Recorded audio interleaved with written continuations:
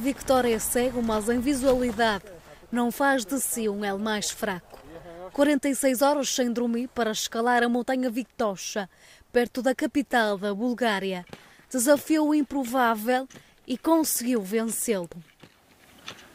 Се справям с трудностите по време на бяганията, факт е, че винаги намирам различни начини.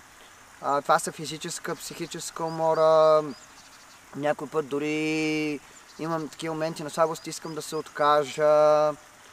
И просто в този момент ми трябва човек, който е с мен и който бяга, в смисъл, който ми е пейсъра, той да ми даде някаква подкрепа, да ми каже: Вики, давай, можеш, ще го направим, и просто да ме понадъха малко. Изискването е да не се спи, т.е. не може да се качиш един път на следващия ден и така, а трябва 19 пъти подред в моя случай. Като това го правя, за да популяризирам училището за кучета водачи, което е в единственото на Балканите, и то се намира в България, по-точно в София, и да мога да привлека вниманието върху него, защото то се издържа единствено и само от дарения e sponsorstva. A motivação levou a um dos desafios mais difíceis no mundo. Escalou a montanha 19 vezes seguidas, o que equivale à altura do Monte Everest.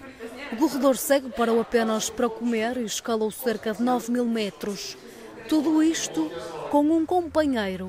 Всъщност кучето водач ми помага в придвижването в планината.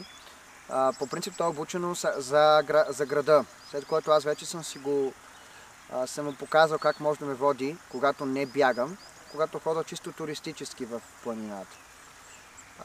Защото има и такива моменти, в които аз ходя просто туристически от точка А до точка Б, без да се бърза. И кучето тогава ми показва препятствията, спира пред тях, аз проверявам с пръчката. Victor superou a privação de sono e a exaustão. Colocou-se à prova para arrecadar fundos, para treinar o cão-guia, Teddy.